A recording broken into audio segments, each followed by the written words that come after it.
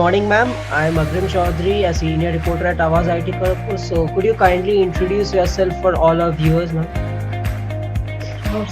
Namaste, Srimatre Namaha, good morning. I'm Sai Swaroopa Iyer. I passed out of Vinod Gupta School of Management, IIT Kharagpur in 2008. I did my MBA there, and those 2 years were probably the most wonderful years of my academic life. Learned so much that I carry, in the last, how many years have passed? 15 years. So I learned a lot. I think whatever I learned at IIT Kharagpur would stay with me for the whole life. Made great friends, and yeah, I can go on and on about the every aspect of IIT Kharagpur, the professors, the interactions, the events, the all facets of that wonderful phase of life.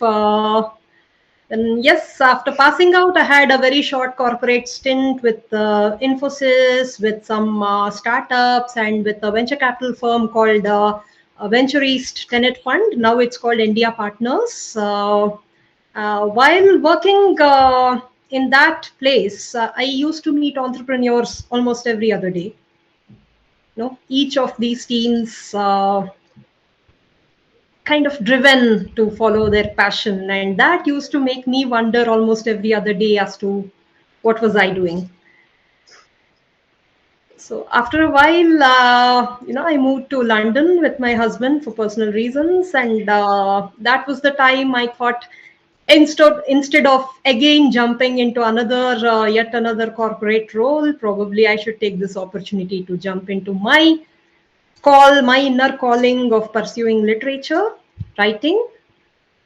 So that's how I turned into a writer, and currently I've written 5 novels, and currently I work with Chanakya University as an assistant professor. I teach creative writing there.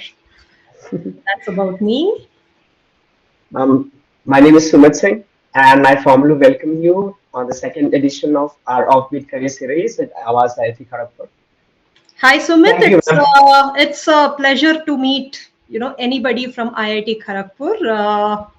I really feel like I'm connecting with my batchmates and not some juniors or something like that. Thank you, ma'am. It's equally pleasant for you to be here. Agreed, please carry on with it. Yeah.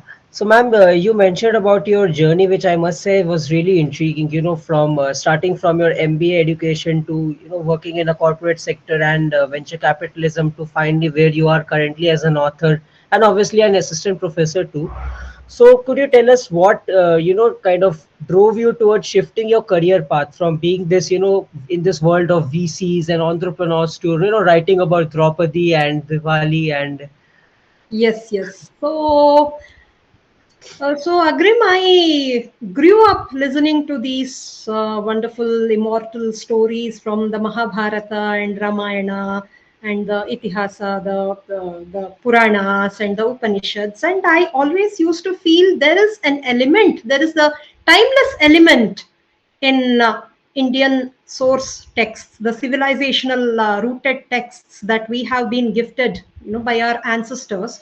That used to be the mode of education for a long time that kept the civilization together through really, really trying times. And of course, we moved to the modern way of education, which comes with its own set of unique advantages. But in the process, in the journey, somewhere I think we lost some of the precious elements of our ancient education system. And uh, it's heartening that now again the focus is shifting towards Indian knowledge systems ever since National Education Policy the was formed. NEP to 2020 was formed. There's a lot of focus on IKS, and being in academics right now, I can see that there is a lot of vibrant research taking place because Indian knowledge systems focuses on sustainability like anything. And whereas Western dominated system, I mean, for all their advantages, I think they should be given their due. It's just that they jump from one buzzword to another which there was liberalization for a while. Then then suddenly they started talking about sustainability, and I don't know, tomorrow it might be some other buzzword. So it's like, I think, take any buzzword that came from the West. I think it has its roots somewhere in the Indian, ancient Indian knowledge that somehow I think we should tap into, so that we can give a more molded way of education to ourselves as well as for the world. So I think that was my, in a way, I'm able to articulate it today. But even 20 years back, I would say that I was guided with this spirit. So yes, the foundation happened during my childhood with my parents, grandparents telling me these stories. I grew up with them. I am a single child, so not having siblings is a kind of loss. But then I think those people from Mahabharata, Ramayana, they became my siblings in some way or the other, in that imaginary way. So yeah, imagination and daydreaming were a part and parcel of my life all through. Uh, and education at IIT Kharagpur, especially the management and marketing side of it, came of better use after I became an author rather than when I was in the corporate. I mean, I learned something there also. I learned a lot of things there from my corporate stints. But I think once you start owning something, the education that you had in your academic phase of life, that starts making a new meaning. So I don't feel that I have exactly shifted career. It may seem unconventional, but I think whatever I learned now started, or everything started to make a new meaning after I became an author. So it was more like an organic shift for you, right? From Yes. one part, it Yes. happened organically. Great. So, Happened very uh, organically. yeah. So, ma'am, I was looking through your works, Abhaya, Draupadi, Avishi, and I realized that they are very career oriented, and I mean, sorry, they are very character oriented. There's a heavy emphasis on characters and stuff. So, I just wanted to know, what are your methods of research and information, that you do before starting with your manuscript? So Mahabharata is the base of my most of my stories, except Avishi. Four of my books have been based Right. on Mahabharata.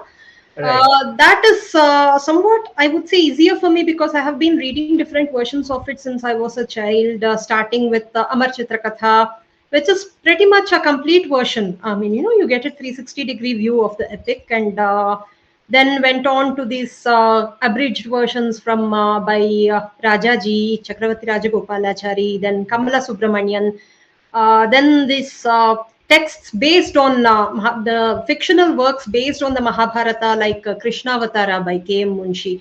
So, with each book, and of course, the big critical edition by Bhandarkar Oriental Research Institute came out with a critical edition of the Mahabharata, which is translated into English by Dr. Vivek Debroy. So that by the time I graduated to reading the unabridged edition, the critical edition, I think there were a lot of stories waiting to come out of me. So I would say I'm not totally done with the Mahabharata. There is a lot more to explore.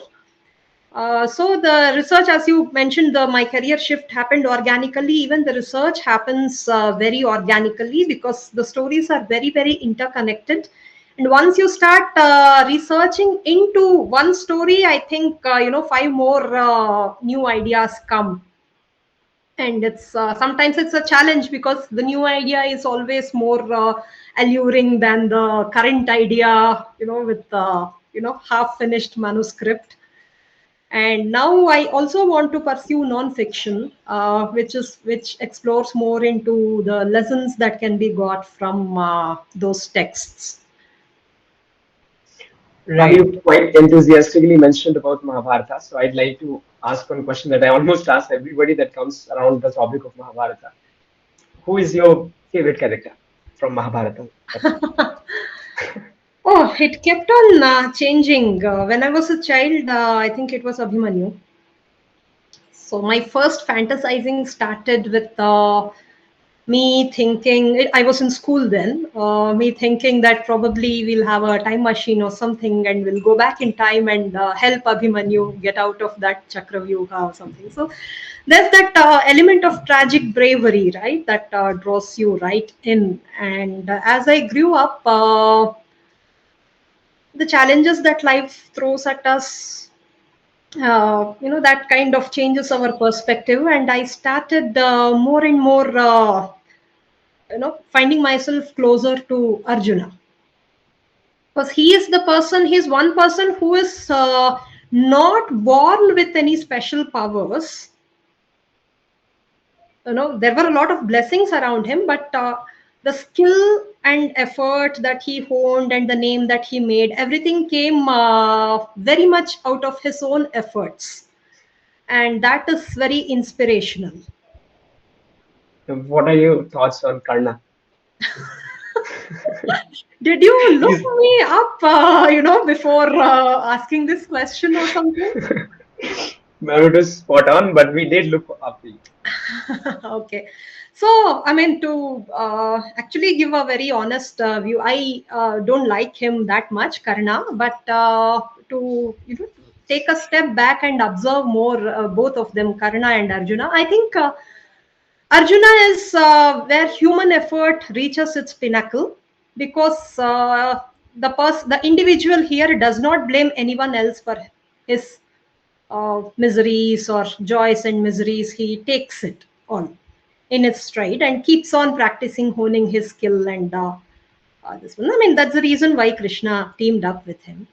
Karna, on the other hand, is also, he also represents great human aspirations, skills, and endeavors. But he always limited himself by competing with Arjuna. So Arjuna, he found he became one with his passion. That is, archery was his passion, and his love was archery, and he became one with his passion. He became the synonymous with archery. Whereas Karna is known only for his competition with Arjuna, right? So in a way, the limiting, he was limiting himself rather than loving archery. He was hating Arjuna more, right? So there lies a lesson for us to not limit ourselves in our aspirations. So I'm just stating the fact that a person is not only defined by his friends, but also with the enemy he chooses. Yes, yes. Okay.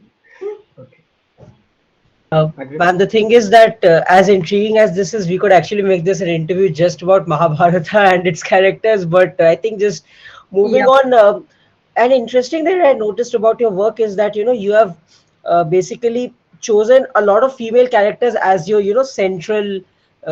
central characters, or very central to your plot. Whether it was Abhaya, a fictional princess, or it was Draupadi. So can you share your insights or your thinking towards that behind making female protagonists? So it all started with one interesting conversation I had during my high school.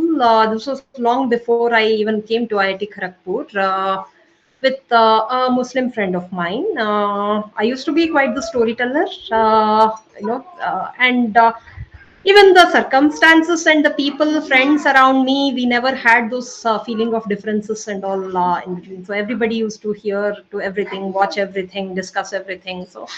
So this girl asked me very innocently, with no malice, why do you guys like Krishna so much? Why do you guys love Krishna so much? He has so many wives and all that.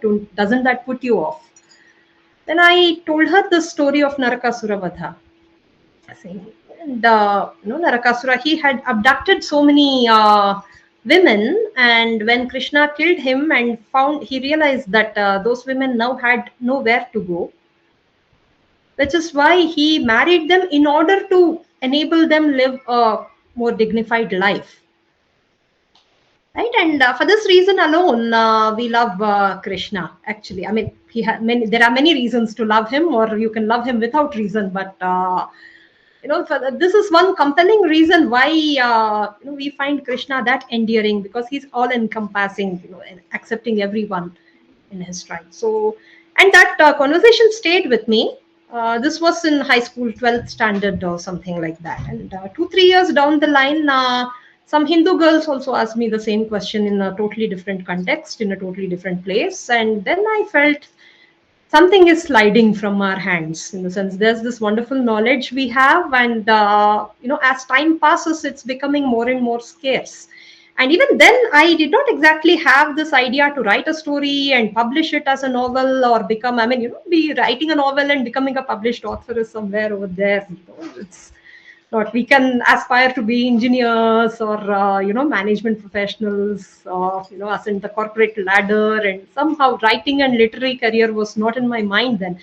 But this story bloomed in my heart, to look at the whole incident and the story from the perspective of one of those women rescued by Krishna, and that's how Abhaya was born. I started writing the story. I gave up, and then the academics took over.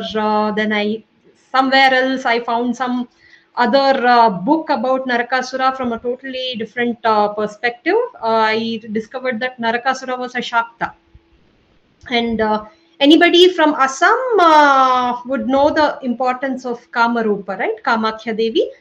So that's a Shakti Pitha. That's Yeah. one of the most ancient Shakti Pithas. And Mm.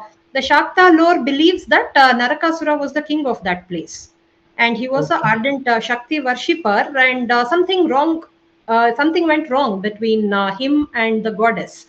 And the goddess one day had it enough and killed him. So that's the Shakta understanding of Narakasura, and the Bhagavata gives us a totally different story. This, Deepavali Krishna story. Then, I thought it's a very interesting exercise to reconcile both of them. As a Shakta devotee pursuing that Vamachara Marga, where you worship women, that explains his obsession with women as well. So, which is why in trying to reconcile this and setting it again in the world of Mahabharata, my story of Abhaya was born. It was a self-published novel at first, and then Bloomsbury came and republished it very recently. And yes, while writing Abhaya again, I had to relook at the whole Mahabharata, and more new stories came up, popping. Mauri happened. Then, of course, Draupadi and Rukmini were topics suggested by the publisher. But I think the foundation lay in Abhaya. I remembered reading Mahabharata as well as those Shakta texts, and then the Bhagavata very deeply for that. As the mention of Kamakhya Devi Mandir came along, so I have visited there. So it's truly a wonderful place. So I just wanted to ask, have you visited the temple before? Sadly, no. I would love to. Ma'am, So there's a buzzing energy in the environment. You could see that the I animals are there, the pigeons are there, and how people move along. Everything is just charged with energy. That so I I felt that for the first time when I I visited the I Kamakhya would Devi Mandir. agree with that, even without visiting the place, because ever since my discovery about this connection with the Shakta Tantra and Kamrupa happened, I think the story possessed me rather than I pursued the story. So I could sense that kind of energy, and I am a practicing Shakta actually. So yes, I hope for an opportunity sometime to visit Kamrup.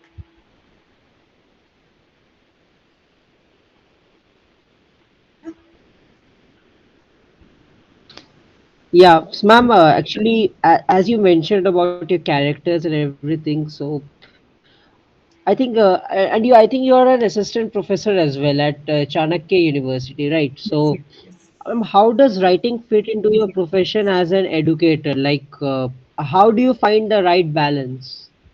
Actually, right now I joined the university as somebody teaching creative writing. So it fits right there into my skill set, to be honest. At even the university here, the leadership, they are very encouraging about me pursuing my writing as well as academics. We had this very wonderful entrepreneur workshop which was anchored by the university again, which I delivered to a diverse group of students, some right from monks to retired army professionals to entrepreneurs and corporate people and a couple of students and so that way, this university believes in that concept of liberal education. Liberal education meaning multidisciplinary, where there are no silos between arts, commerce, and technology, the way they used to exist, say 15, 20 years before. So I think even IIT Kharagpur made a lot of strides in that direction, because it's the place for many. There was a law school from where our own Sai Iyer graduated. Then I think there's a medical school also, right? Yes, ma'am. It's under being made. It's being made. The faculty is being hired, and I think within a time of 5 or 10 years, we'll be having a fully functional medical college in IIT Kharagpur as Oh, that's nice actually. So because these silos did not exist in our ancient system of education as well. The students used to stay in the Gurukula and pursue whatever suited their aptitude, whatever they liked, and there was no set B.Tech, matlab this syllabus and management. This, yeah, some specialization would exist, some depth is necessary. It doesn't mean that we kind of compromise the depth or excellence part of it, but the exposure to a 360-degree exposure to other areas makes all of us into better professionals. That's what my university believes in. So yes, I am able to beautifully balance between my passion and the profession. so we have since reverted back to talking about IIT Kharagpur. So I take this opportunity to definitely ask you that can you share your most pleasant experiences and moments at IIT Kharagpur during your Pleasant. vocational stay? Even the worst ones that we can handle. We all have plus and minuses. Definitely, we like the No, I both mean, sides. there are a lot of, when an institution has plays so much of a role in shaping your character, right? I think it's the pleasant experiences and the learning experiences which stay with you. So, my first, the experience that I can never forget is my first finance class. Like I am a techie. I studied BE before coming into MBA, so I had zero exposure to finance, commerce, and stuff like the MBA stuff that they talk about. And the very first class was financial management class, and the professor was Prabina Rajiv. I am grateful to her till date for that experience. So what happened is, I know there are some more Enthu Cutlet classmates who had read up something about finance and they started enthusiastically participating, where I was just staring at the professor and back at them. They started talking about futures and options, and I made this mistake of asking, ma'am, what are futures? And then she just declared, she asked my name, what's your name? And Sai Swarupa. Okay, so next class, Sai Swarupa will, give us a 15-minute talk about futures and options. Right? And that was a very first class, and I was like, what? I just asked a question and you tell me to explain the whole topic. So it was like just thrust into this mode of research, self study, and I still remember getting lost in that huge library of IIT Kharagpur, searching for some relevant books. And then later I found out that the school also had its own library, and I did not need to have, got lost in the bigger library there. So this whole process is like very, there's learning at every step. And finally, I spoke about futures. I messed up the concept of options, but this whole incident gave me a lot of confidence of, I mean, of course the professors were great, but the ability to study by myself, study a totally new topic by myself, and the ability to present it to an audience who, all of who may know better than me. So that I think that set about a foundation of I could say some self-confidence and self-worth. So for which I'm, at that time I was terrified. Probably I cursed her also, but I just remember Professor Prabina with a lot of gratitude. Whenever I face an audience, hers is one name that that comes to my mind with a lot of gratitude. And, I tell this to my students also, when they start complaining about the pressure and all that, I keep telling them, this is what we faced, and I'm thankful for that phase. So yeah, this is one of the most unforgettable incidents that the academic from the academic perspective. And then of course we make friends, we eat out, we study through nights, all that, all those beautiful experiences. I think all of us share some of those. Yeah, ma'am, as you mentioned, I think you, prior to your MBA, you had done a BTech or a BE rather in computer Yes, science. yes, So yes. you had a tech background, then you came to, to your MBA, basically inclined towards the business side. You had this corporate experience, and now you're a writer. So how much do you think your time at IIT Kharagpur, or rather your business education at IIT Kharagpur, has influenced your approach towards writing about, ancient cultures, or in general, how has it molded you as an author? How is it helping you? See, in business education, we are taught about product, right? Though now I think many of my counterparts in the field of education would scoff if I call a book a product. You know, story, story is abstract, but once you want to give a finite thing to your readers, a story that they enjoy, a story that they remember, a story that they can take away, you have to think like a manager. Like, there is a creator part. There's a creator who, writes her story, who enjoys the whole process of imagination, art, and, whatever. But when it comes to taking that story to the audience, remember, we are selling something, and it has to have a value ascribed to it.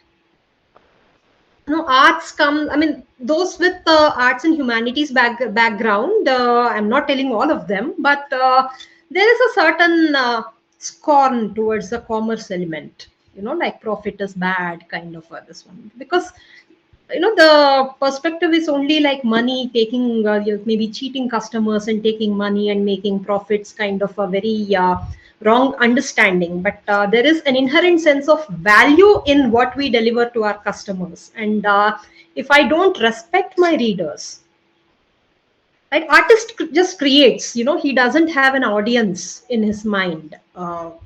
So when I write the first draft, I'm an artist. I don't worry what the audience would think about. But when it comes from a manuscript to a book, so I need to have 100 elements, whether it follows the craft that people would appreciate and understand, and whether it would fit into the market, who will read it, what is the demographic of the readers. And finally, book is not just a book. I mean, I keep telling it to my entrepreneur students also. When you bring out a novel, it's not just this, 399 rupees wala product from where you, derive your 15% royalty. So that's just one element. But a book is also a basket of rights that can be exploited from a business sense. There are screen adaptation rights, there are serialization rights, there are audiobook rights, there are global distribution rights, there are translation rights. So there are once you get into the business of books, there is again a whole world to explore. And this is where I think education from IIT Kharagpur, the MBA side of it, kept me grounded. Right, as I mentioned, everything started making a new meaning, once I started owning the process of creation. And it instills a sense of responsibility also, right? It doesn't, we can't afford to be arrogant as artists saying ki, this is my creation, I'll do it the way I want. You can't sustain with that sense of that sense, right? So business education, I think, keeps us very grounded and responsible. This is not to say that pure artists are not responsible, but this has a structured sense of disseminating that knowledge, right? Right. Yeah, I agree. So basically, like, it's like an artist who knows his audience and knows their taste, and you try to, I guess, cater to that and, perform to their expectations. Because I'm pretty sure as you wrote your first book, there must have been expectations around you. So as you were writing the following books, did you, feel that pressure to, deliver to that, or did you just take it as just as another experience, like, Yeah, what I discovered is every story has you become a newbie writer as you attempt every new story. Of course there is some expertise and comfort that you develop with the craft side of it, the right? approach and process side of it. Once the process of plotting and writing and managing the writer's blocks, everything, you get to crack each of these challenges. But then the sense of novelty is not lost when you take up a new story for each author. I think all authors would agree with me. Yes, there is an element of I won't say fear, but some concern as to, so like Abhaya set a certain stage of experiences, and now I'm attempting something totally different from my comfort zone. Avishi, would they like it? Is it equally philosophical? Does it have action scenes, or what should I do? So I think here is where we also get to explore a little out of our comfort zone. There's a comfort zone that sets in. It's nice to operate there, but again now the artist part kicks in here. So artist always wants to challenge the comfort boundaries and explore something, discover something new. So I think it's a matter of balance between the artist and the entrepreneur. That Yeah, right. And you spoke about, you touched down upon Abhaya, the Legend of Diwali, which I think was your first book, which was published in 2015. So, esteemed, yeah. how did it just feel to, get your word out in the world as a published author? Because you mentioned you have been a storyteller right from your childhood, and I know it feels great, but, to publish something which you are like, just everyone can read it and it's your work and you can take credit for that. And just how did it feel? Oh, it feels wonderful, and it keeps feeling wonderful as you bring more and more books. That feeling of pride, and pride is not the right word. It's like feeling holding your own child. So there's that wonderful sense of joy in holding each book. And definitely when I brought Abhaya out in 2015, I did not have a print version. It was a Kindle edition. So I self-published it on Kindle Direct Publishing, and that's because I basically had a bad experience with the traditional publishing world around 2012-13 time, where it just felt impossible to break into that world. And then this happened. Actually, because I self-published, I think I stayed grounded and drew from the whole MBA experience of IIT Kharagpur as to how to market it, because everything boiled down to me. I had to get the cover design done. I had to get an editor and get the manuscript honed. I had to keep on sharing, it on my social media, so that it boiled down to me to grow my platform. The way the how much ever my platform grows, so many sales I would get. And then it struck me that I can't get stuck with one book. I have to keep on writing, so that the an author should always have a backlist, and that's how we hone our skills. We establish a name in a certain genre, as well as Amazon's algorithms start working in your favor when you have more books in your name. So all these lessons were like learned on the job, being in that self-published phase. So I'm again thankful to that phase. It made me turn around, take steps back when I needed to, and rework my plans, and all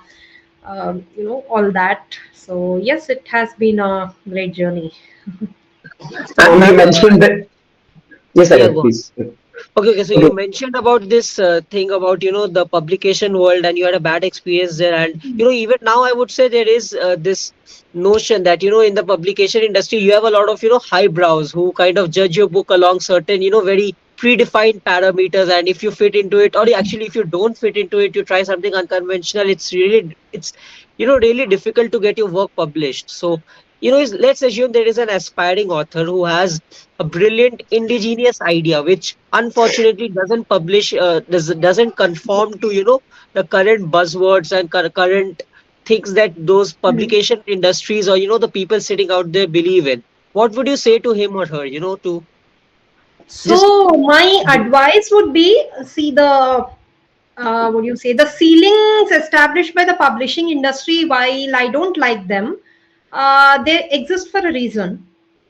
It is because they know what they have been in the business, and they know what audience likes. There is an element now, biases and all that, then valuing all these star writers over new writers and all that, those things are something which I don't support. But at a very elementary basis, when they say a story works or it doesn't work, there is also a craft and editorial element to it, which I would urge every writer to learn more. So in this instance, I would suggest, if there are aspiring writers, there's this wonderful book called Story Grid by Sean Coyne. Shawn Coyne, Sean Coyne, the Story Grid.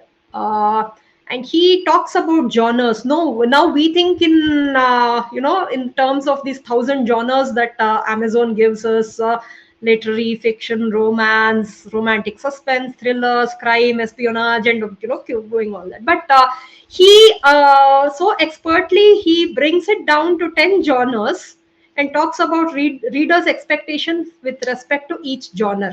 So an action story is an action story, whether it's set in 2000 BCE or 2000 CE, or maybe 2000 years down in future. Action is action. So there are certain reader expectations set into it, like hero at the mercy of the villain or something like that, right? And whether, irrespective of what point of time it happens, what are the aesthetic part differs, but there is a pinnacle of reader expectation, emotion that happens throughout. So things like this are those craft elements that writers have to learn.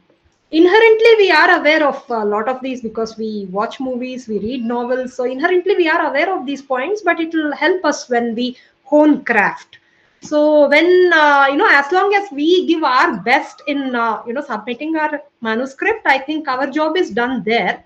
And when you feel that it is the silos in the industry that is stopping you, I would strongly encourage them to self publish on one of these tech strong portals. I mean, in India, we unfortunately have just one, that is Amazon Kindle Publishing. I hope, because I'm talking to people from, from a Premier Technological Institute of India, that's my alma mater. I hope some of you come up with an alternative to Amazon with a self-publishing platform. It will be good to have some competition. It promotes some healthy development of each portal. But yes, self-publish, learn the craft of writing as well as craft of business. That will benefit you. Yeah, and ma'am, I think somewhere you had also mentioned about writer's block, and how with experience you basically get better at dealing with those sort of things. So I just wanted to know what is your approach towards dealing with a writer's block, and how you managed to overcome that in the process of preparing your manuscript. So writer's block, the way I would look at it is there are different kinds of writer's block. Uh, there's one starting trouble that happens because we expect a lot of perfection from ourselves. We want that dhamaka, the first line, because we read all these bestsellers, literary classics, and all by these master storytellers, and expect the same from ourselves. And the first page we write turns out to be, so crappy that, that is a great hit on our self worth. But I would say each book goes about 9 rounds of editing before getting published. So, by comparing our first draft with a published work, we are doing a lot of injustice to ourselves and the story, the wonderful story that has revealed itself to you. So always separate writing from this process of perfecting it. So, or I think a lot of writing coaches will use the terms creative voice and critical voice. Creative voice is like a child; it just wants to run wild, fall down, get up, do things that it wants. And the critical voice is like the parent always telling, no, don't do this, don't do that, do it that way, do it this way, kind of. But there is a sense of freedom that is needed for creative voice. So the critical voice needs to take a step back in the creation process. But once the draft is done, that is the time for critical voice to become active. You have to be more open to feedback, and hone the craft, and make the book perfect. Like you need to look at it like a product. Ma'am, you mentioned about receiving feedback, and the nature of your work is such that I'm Hey, sure sorry. I think you asked about writer's block, right? So there are two types of writer's block. So yes, in creative, while creating, I think we should not look at it with a very editorial or critical view, and just write whatever comes. Keep writing, keep writing, keep writing. So that is the initial kind of writer's block. So the second writer's block happens when we are in fatigue moment after writing it, like 25%, 30, 40% of the whole novel. I think we undergo certain fatigue. There is imagination fatigue, creativity fatigue that happens, and it's like a battery is discharged, you need to recharge it, right? So there is maybe there are different ways, like watching a movie, reading a totally different kind of a book than what you are writing. So that kind of it, the mind needs to break out of its boundaries and just explore, sometimes go for walk, physical activities. So all of these help. It's just that again we have to get ourselves back into action. We can't let that break exceed, and again settle back into some inertia mode. So firstly, find out whether you are in that fear mode or fatigue mode. So then we can address the writer's block better. Sorry, I just got carried away in that. Sure, no, ma'am. no issues, ma'am.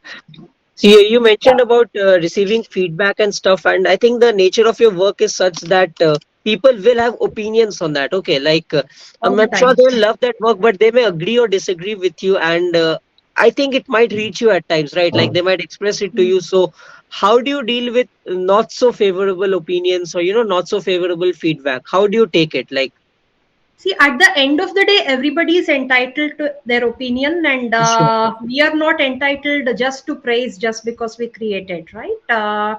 So, firstly, yeah, there are people who love us, and there are people who love the story. They will praise us, and it's very important, yeah, to hear the praise as well. As much as we downplay. But coming to critical feedback, firstly, we need to separate what applies to us and what doesn't apply to us. So, if it is a reader who is not comfortable with the aesthetics presented in the book, it's just that the product went into the wrong hands. That's all.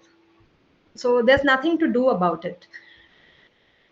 Didn't like, sorry, move on to the next book. That's all. But then there is this constructive critical feedback. So, if I were to break down, the 4 stars and 5 stars are given by fans, right? Who love the story. Most 5 stars, and 5 stars and most 4 stars. And some of these 4 stars and the 3 stars, I think the 3 star uh, territory is the most relevant territory that we have to take seriously, because they are the ones who have found the story good enough to read, and they might have pointed out stuff that could have made the book better. So those are that is the one zone which we have to keep on considering, as well as there also we need to, I think, improvise iteratively, saying, okay, 1 2 3, these are the 3 points I'll keep in mind while writing the next book.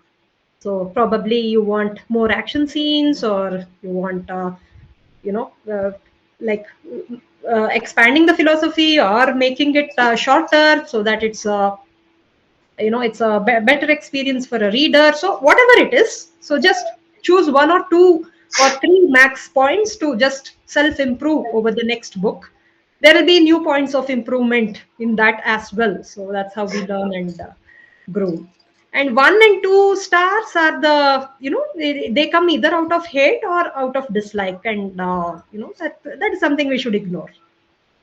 Yes, ma'am.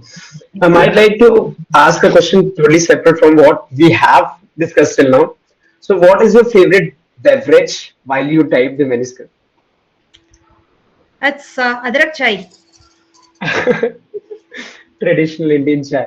That's a good thing, yeah, ma'am. Yeah, yeah. Nowadays, people are switching to green tea, mocha, coffee, cold coffee, black coffee.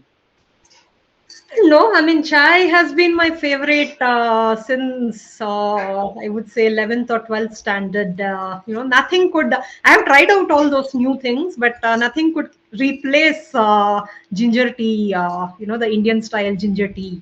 Except that as age progresses, I have to keep this sugar intake and all that in mind. So I need to have some healthier alternatives. But morning should start with ginger chai.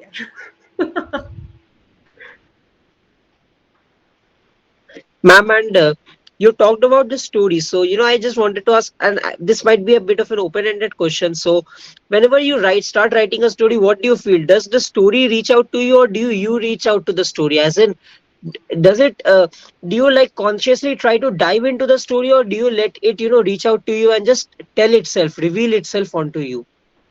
I think concept at a conceptual level, it's the story idea that reveals itself to us. I think stories Right. find their own tellers, but after that, once it strikes, I think it's our duty to get into the detail, research, the element, and whatever is needed, whatever is needed to be read, and especially, of course, Abhaya, I could write about Kamakya without visiting the place, maybe watching those videos and all that, but there will be some concepts where the near history concepts, where it is necessary to visit the place and get an understanding of that. So that effort has to be done by the storyteller, as to uncover more detail, and it is like I would say it's like a worship. Yeah, I mean,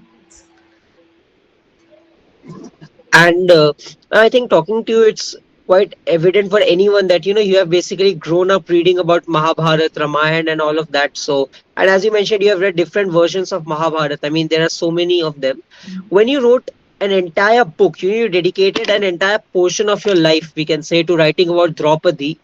What fresh perspective did you gain out of it? Like, in the process of writing the book itself, what so fresh perspective did you gain? I mean, actually, when the publisher proposed Draupadi as a topic, I was, to be honest, I was not confident of adding a new perspective, because she's such a, so many books on her from so many languages, and I was unsure about what I could add, right? But then I discovered, just skimming through some of them. Now I won't take the names, but skimming through some of those books, and very acclaimed books with respect to craft and the way of storytelling. Really great authors, all of them. But there is certain misunderstanding that set in, because most of them were written in the 1970s, 80s, in when there was a certain angst among the social conditions, and but those social conditions belonged to those 60s, 70s, and 80s, not to the times of Mahabharata. So that made me delve into this differentiation aspect, that that we are bringing, that what would be unique. That's why I named it the tale of an empress, because the existing literature either painted Draupadi as a victim of patriarchy, or as a, that very angry, rebellious, vengeful character. you know Either her strength was in being vengeful, or it was, or she was another weapon to beat patriarchy. I mean, now patriarchy is a problem. It needs its own solutions. It needs our own homegrown solutions than a copy paste Western model. That's there. But in exploring Draupadi, right? Do I have time for a little longish answer? Sure, Yes, ma'am. ma'am, definitely. We have Yeah. all the time. So it's like in the Vanaparva, I mean, I haven't mentioned exactly that here in the novel, but in the Mahabharata Vanaparva, right? Markandeya visits Pandavas. Rishi Markandeya visits. And he tells them two stories, one of Savitri and one of Rama. And finally, he blesses the Pandavas, telling you and Draupadi should be like how Savitri and Satyavan were and Sita and Rama were. And now look at the choice of stories. One is Savitri who saved her husband. The other is Sita who was saved by her husband. Life is not, these are two extremes of commitment, right? So real life can switch between that and this. So that's what he tells about Draupadi and the Pandavas, that actually Draupadi saved you in the Sabha. It's not like so. That's where I got my differential point, is that she was not the victim of that very painful Dyuta Sabha event. She was actually the Shiro of that. She turned the tables there. Till then, Pandavas were just losing, losing, losing, losing, losing. The minute she came, she asked a question very legally. She pointed out the flaw as to he can't lose me after losing himself, kind of a thing. So, I mean, how many women or men even would have that wits about them to ask that relevant question? Right? It's easy to shout and that curse and all that. That will come out of emotion, but she was not all that emotion and anger. She was also a knowledgeable person. She was an intellectual powerhouse, and she knew which point to bring on, so that the people in the court in that sabha, they had no answer for her. Like right from Bhishma to Dhritarashtra, they had no answer. And she the way she built dissent, right? Now Vidura was opposing openly. Then once she picked up that point, he says, now Vidura says, I mean, Dushasana is doing whatever he is doing, but he tells the king Dhritarashtra that actually half of Dushasana's sin will ascribe to you because you let it happen, and quarter of Dushasana's sin will ascribe to all of us because we are mute, and only 25% of what he did will go to him. So it is time we act.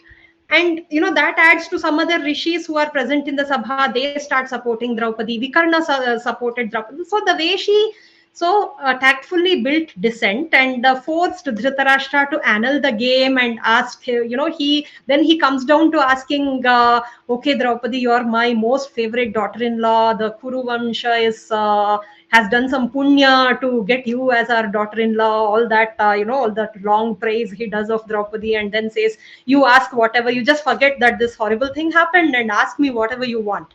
And the first thing she asks is the freedom of her husbands.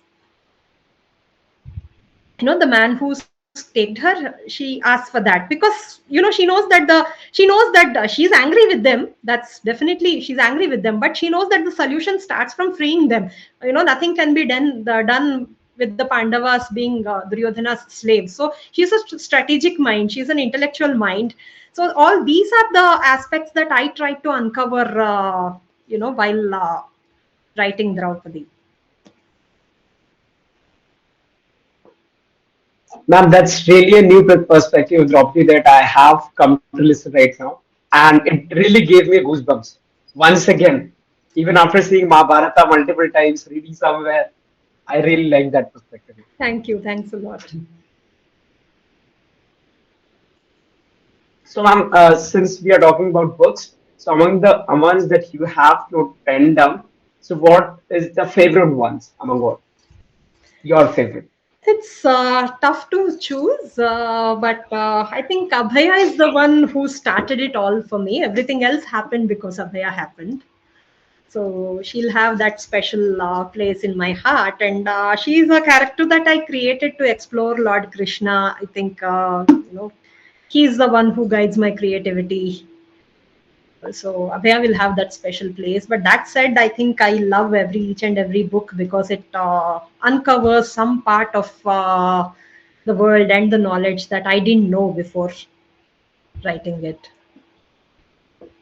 And apart from the mythological perspective, have you gone into other genres like mystery, romance? Can be the buzzword around the time you were in IT Kharagpur. So, mystery is something which I would like to action more, more or less. Action is something which I would like to explore.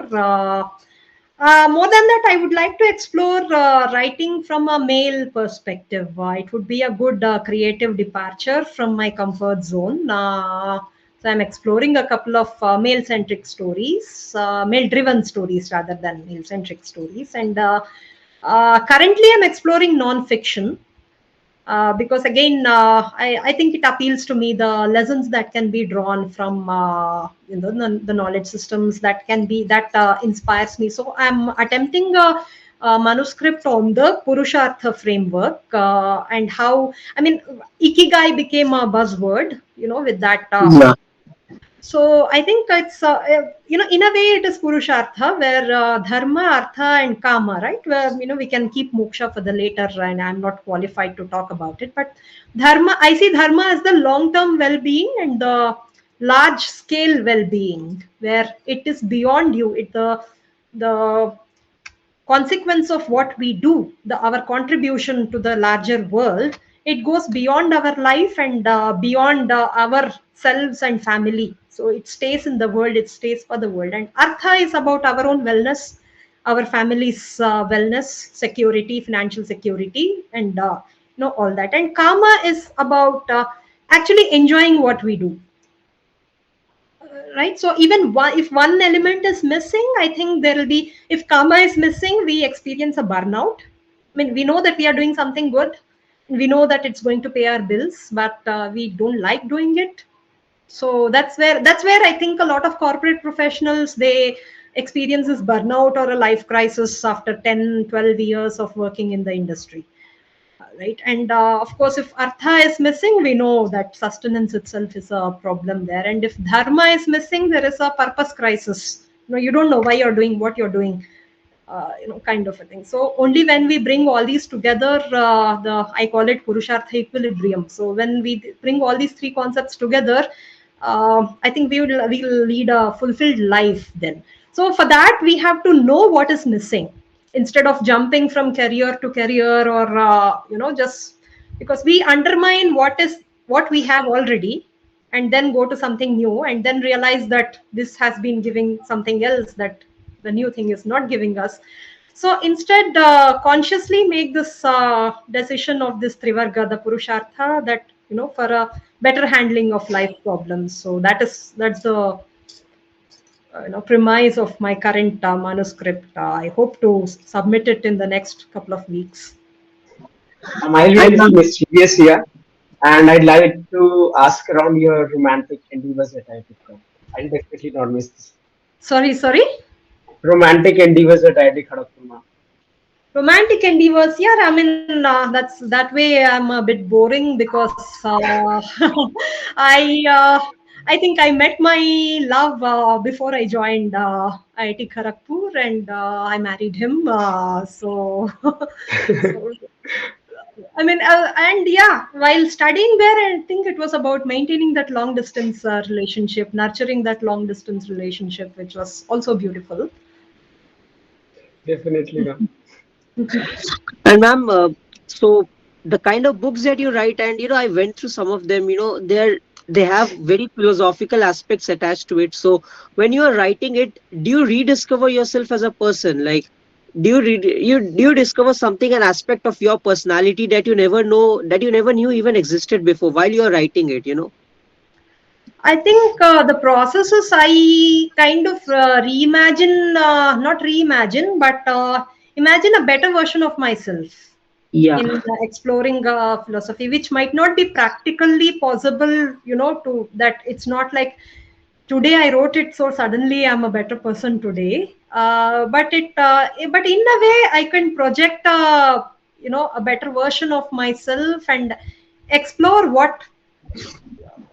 how I can progress if I put this particular philosophy into action, or maybe if I encounter this challenge or something, what could get me out of it. So that's a guiding thought. But again, it will be too arrogant to say that I am like these. More like these women are guiding principle, guiding lights. Yeah. So, ma'am, would you rather write books that let's say suppose I'm a reader, right? So, would you rather write a book that takes me out, that basically takes me to an entire new realm of life altogether, or would you rather write something that just reminds us of how grim life is? Like, which kind of an author do you think you are more, at least at this point of time? Again, you our tech and management background. We exist to make life better for others. Yeah. Just holding a mirror doesn't serve the purpose. There are, Right. and at some level, it is very arrogant to say think that we hold a mirror to life, right? As if nobody else knows. I mean, everybody knows their realities. It's just that the definition of reality is of a limited scope, depending upon their life, their learning, their experience. So my life is not your life. So that diversity has to be respected. So to and everybody has their own problems. What is the use of simply magnifying that? Yeah. I mean, so give a solution. Right. Make so there is this another beautiful book called Story by Robert Mackey, and he talks about stereotypical stories versus archetypal stories. In archetype, he says the audience doesn't come to. He's a filmmaker, so he talks in terms of films. But if we think that audience is coming here to escape the world, that's a very crass understanding of the audience. That's a disrespect that we are doing to the audience in thinking that, oh, they are coming here to escape life. Story is not a wine or alcohol to just down the miseries. So story is to help the audience connect. They should see, they should actually find themselves in the story rather than escaping themselves. It's not about escaping themselves, it's about finding themselves. So yes, show them the mirror enough to for them to connect, but after that it has to be something, it has to show a way out. So I Ma'am, believe in. I'd like to, yes, ma'am. I'd like to ask that how can you define an author at this point of time? At what point of time that someone can call themselves that now I have become an author? I can be a storyteller. I think, see, everybody is a writer. Whoever writes is a writer. Author happens when you publish certain work. So, from an aspiring author to an author, even a self-published author is an author. You That's just a prefix that that these silos have given. So, I don't believe in those silos. You become an author when you publish your work. That's about it. And you become a successful author when you keep on writing. When the consequences of the first book don't exactly influence your future writing, you become a successful author. And ma'am, actually, we have talked a lot about your work and stuff as well. So at KGP, I think we have a lot of budding writers, and as you mentioned, aspiring authors. Maybe some have already published as well, but most of us are aspiring authors at this point. And I think, yeah, like you also are basically kind of juggling between professions of being an Yes, assistant yes. professor and Mhm. writing stuff. So I would confirm it mainly to, as a student, how practical or how much possible do you think it is to maintain the academics and amidst this student life basically take time out to be a writer, to be a author, and to write about something that has basically got no connection with what you are doing With at the KGP. academics. So I would say keep your writing pursuit alive, because that is what opens a new dimension to your life. At the same time, don't put down the academic side of it, or tomorrow when you start working, the corporate side of it, because there is always this connect to the reality that helps, that betters our experience, and that experience shows in writing, though we are writing something unrelated or totally new. Balance is important. Don't fall for that romantic notion of a full-time writer, gets up every morning, sits in some scenic location, and starts typing in the laptop. I mean, that happens maybe a 4 5 days in a year where you get to go out somewhere and then write, but that's not the daily life of a writer. I would say, when I know, I don't want to offend the KGP sensibilities by saying wake up early. So, but if you can, all those who watch this video, if you can uh, dedicate half an hour of your day as the first activity you do after waking up, if it is writing, so your day starts with creation, and it makes you happy in some way, it makes you very fulfilled, and the rest of your day would be better, because you have already fulfilled that creative dharma, or you, that self worth, everything comes in when you start creating. And I think your classes or studies also will go well, once you satisfied that side of your life. So I would say balance both, and achieve all sides of your life, all goals. Ma'am, there's one question that I always love asking any author or even someone in the process of filmmaking. What excites you, or what not excites you exactly? What do you value more? Is it the critical success of your book, or is it the commercial aspect, as in the number of copies you sold? Which one do you find more valuable? I would say I have a process. See, at the end of the day, I think for writer, author writing commercial books for commercial audience, for a mass audience, I think the sales are what are going to make difference. No denying that. But at the same time, critical feedback is valuable to me at a pre-publishing stage, where I would share the manuscript with certain trusted people who are knowledgeable about the field, and give their insights as to what can make it better, or what is the strength of the book. So that gives me confidence, as well as it may alerts, give some red alerts about what can be corrected. So yes, critical acclaim is always good for the ego, but sales are necessary for sustenance. So both are both are necessary. If we should stop being arrogant about either. Yeah, I absolutely agree, ma'am. And so, ma'am, moving on towards the end, I would say, uh, I'm sure you must have, received a lot of great advice, or as we call it, KGP Fun Day, a lot of great fun day at KGP. So, what is that one, or maybe multiple fun day as well, which you would like to pass on to, to the others, to your juniors, basically, which I think we can all learn from. I would say, what would I think just be open minded, and absorb learning from all directions that learning comes to you. I think we all know it at certain level, but I think that's what helped me during my years of being in Kharagpur, about being open to learning, go beyond textbooks, read things that are connected to your subject, that are not connected to your subject, and be on this expansive mode when it comes to learning. And of course, experience the other side of life, whether it's the romantic side, whether it's the friendships, whether it's the humanity side of it, basically, because emotional self is as important as the whatever the intellectual self. So balance both are valuable. So, ma'am, a final word of advice that you would have for KGPs in general, and you could also say something for the budding authors at KGP in particular. Just a final word of advice that you would like to leave us with. Yes, write every day, create every day. I would.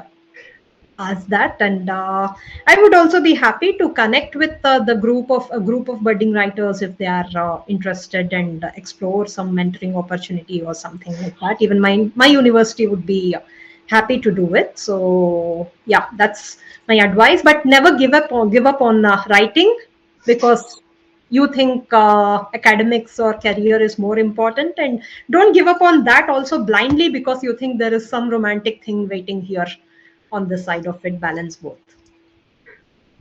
Thank you, ma'am. It was really having a very wonderful experience having you with us.